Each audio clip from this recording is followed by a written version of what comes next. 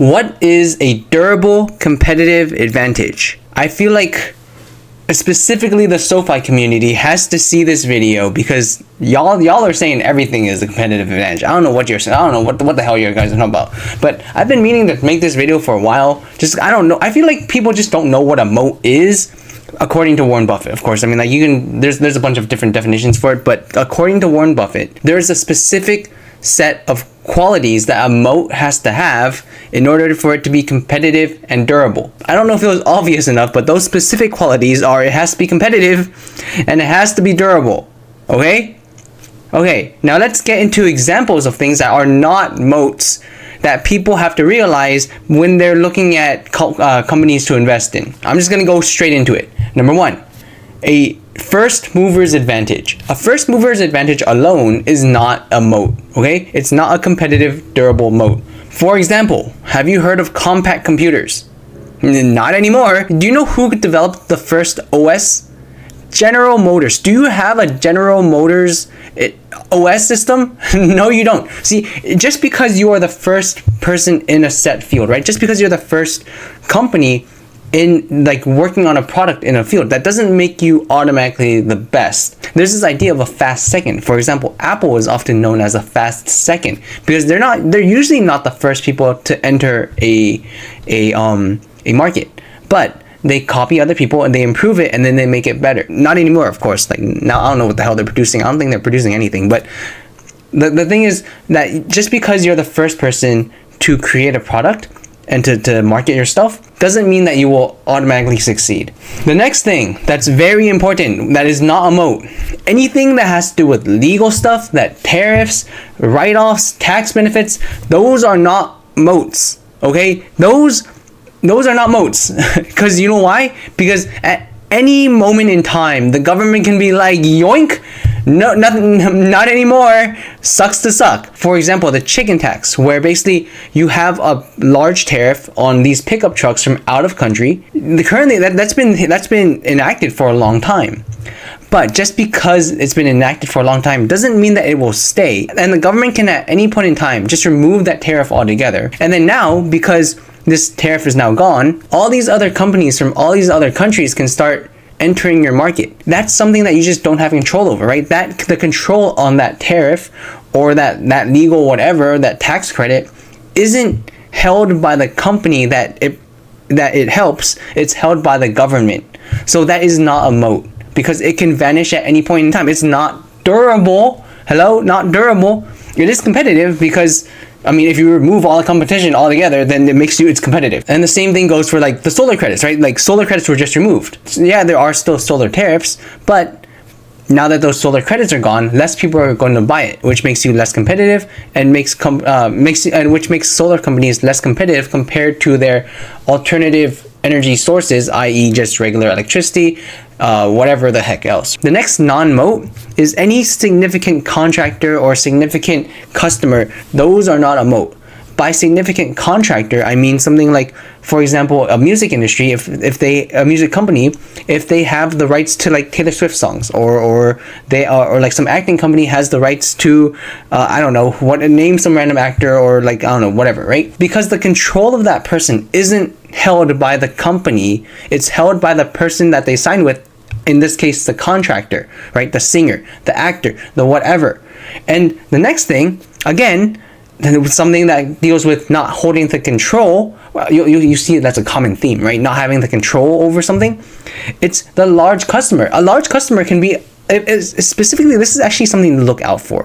When you look at their balance sheet and you see like 60, 70, 80% of their revenues comes from a single contractor, that is a very scary thing because at any moment in time, that customer can be like, hey, that company is better, I'm gonna go over there. Or hey, I'm gonna try something new, bye. The control of what that customer does is not held by the company, therefore it's not durable. A durable advantage should be able to last 10, 20, 30, like will that advantage be here for 10, 20, 30, 40 years? That's what makes an advantage a durable advantage. Another thing that kind of fits in this category is also a popular fad. For example, something like maybe toys that kids like. Maybe like Disney princesses for Disney, right? Or maybe, I don't know, Labubu, if that's a thing. Pokemon, right? You don't know. Yes, it's trending right now. It's in right now. But specifically with toys for children, your TAM literally changes every like 5 years. You don't know when the next big thing is gonna happen. You don't know if the next generation is gonna like the toys of the previous generation, and like fads change, right? You don't know what's gonna happen. Like maybe this generation they like Disney princesses, the next generation they like Pokemon, the next generation they like Labubus or whatever. Those, what are those called? Beanie Babies or whatever. I don't know. Like a fad by definition is temporary, right? It's not durable. Maybe it's competitive. Maybe you hold the license or the IP or the trademark or whatever to that entire fad, that entire like the production of that fad. But is it durable? You don't know, because again, the control of whether or not it's popular is held in the hands of the customer, not in your hands, right? Therefore, if like a short-term fad of just even being like the popular company to do something, or like the popular brand or whatever, that is also not competitive. Now this is slightly different with Coke, right? Because Coke is specifically like, there's a very few things where you can go anywhere in the world, not just country, anywhere in the world, and then you will go and reach for a Coke, right? They have their supply chain down. They have all these things down to be able to market their drink around the world. And then with that supply chain and also the brand recognition, customers can find it anywhere. And because they have all those things locked down, it's hard to compete. Even like it's hard for a newcomer to compete. So in that case, even though they're technically not a fad, but like their moat relies on their brand power, because like they took so much money it had a high barrier of entry, or a high barrier of entry in order to get to that spot, to get to that like advanced level of Coke's status. Then it becomes a moat because of how hard it is to get to that point, right? For even like, if you imagine this, right? Coke as a company, right? If you gave anyone the same exact, like if you gave anyone however much Coke is worth, right, market cap, you gave that amount of money to this person, would they be able to create another Coke, right? That's just as popular, just as whatever. It'd be much harder to do that, right? It'd be much harder to do that. That's why Coke retains this moat, as opposed to something like Disney princesses, right? Yes, Disney princesses were really popular, but what's stopping someone from creating a similar and equally competitive product as the Disney princesses? Not really much, right? Because every year Disney has to market those Disney princesses, that brand, whereas Coke doesn't really have to market Coke, right? They like do you really need to see an advertisement for Coke to drink Coke? Not really, right? But then like Disney princesses, think about it. Every single time there's a new movie, Disney markets the living crap out of it. Every time Coke creates a new product, they're like, we can market it or not, but I mean, like, they're gonna drink Coke, like regular original Coke anyways, and whatever. That's where the fad, or not really a fad, but the brand recognition of Coke is different from the brand recognition of something else. Having the supply chain locked down, having the brand recognition locked down, having all those things locked down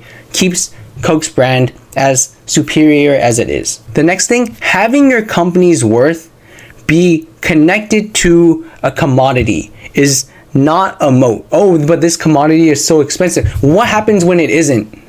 What happens when it isn't? Do you remember when I think Elon Musk was like, oh, if you're into if you start what is it, a lithium battery, a lithium company, like he was saying like, oh, if you start a lithium company, then I think it was lithium. I hope it was lithium. I don't want to say the wrong thing. Someone correct me if I'm wrong. But if you start a lithium company, you will make big bucks because everyone needs it. Well, I mean, yeah, everyone needs it until they don't, or until there's a bajillion competitors that are competing with you, just because your company's worth and how much revenue you can generate is based off of market cycles and based off of whether or not there's even demand for your commodity. And this kind of brings me to the point of like, I don't like companies being like, I kind of see crypto or like Bitcoin or whatever as a commodity. So I don't know where this is going to go with that. It really depends. I'll do another video on where I see crypto in the coming few years, but like I don't see that as being a moat. I have two more, so bear with me. One, having the best technology. That is not a moat because it is not durable whatsoever. Technology changes every week, right?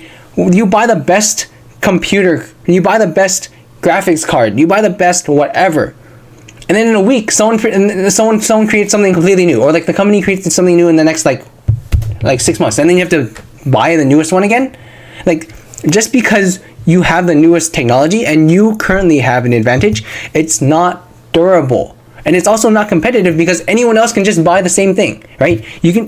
Anyone can buy the same thing. So having the best technology, that's stupid. That's not a moat. Okay, next. And then the last moat is having the greatest market share, right? Just because you're the biggest company or you're the most established company, that alone does not make it a moat, because it depends on barriers of entry, right? I say this multiple times. Barriers of entry, having a high barrier of entry, whether that's being way too expensive, whether that's being taking too much time, any sorts of IP, right? Those things are actual moats. But even if you have the biggest market share of let's say some random I don't know, product, if it's super cheap and I can do the same thing online and I can create the same exact thing same exact product as you have online, then it's not a moat because anyone can do it, right? You don't offer anything new compared to that person, and because you're the biggest, right? Just because you're the biggest company, then that means that it's actually harder for you to like move nimbly as compared to these smaller companies. So just because you're the biggest or the first or whatever doesn't mean that it doesn't make your advantage durable, right? Don't get me wrong, being the first mover is an advantage, right?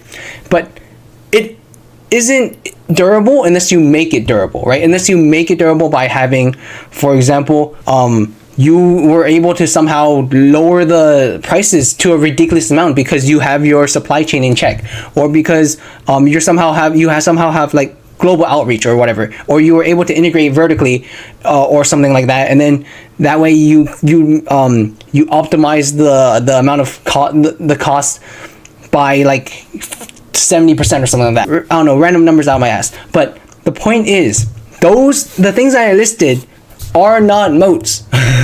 Okay, I don't know why people don't know what a moat is, but just because you have the first product in something, it isn't a moat. To wrap up, examples of things that are not moats because they are either not competitive or not durable. Having a good UI is not a moat because anyone can not anyone, but like, it's not that hard to hire someone to just create a better UI, right? Being the first to market is not a moat because if the cost of entry into that space is not high, anyone can do it. Having specific large customers is not a moat because that customer can be like, I'm out, screw you, bye, I'm gonna go to this guy. Right? There's no such thing as like we're friendsies and we're gonna be best friends forever. Whoever's cheapest, whoever has the best product is gonna win, right? Those are not moats. A moat is something that you can sustain. For example, if you have some type of supply chain, or you're somehow integrated vertically or something like that, where you're able to reduce your costs so much that other companies, they would rather just buy your product or rent your product or service than to invest heavily into trying to compete with you. For example, Salesforce, I think, has a moat because their product, their software, how big do you think their code base is? It's probably massive. Do you think the likes of Amazon or whatever, they're going to invest as heavily as Salesforce did in order to just do just what Salesforce does when they could just buy their service at X amount of price yearly? So here's my rant, just talking about moats and what is a moat, what isn't a moat. That's it. Do you have any other non-moats or fake moats? I don't know. Leave it in the comments below. Bye. UI is a moat.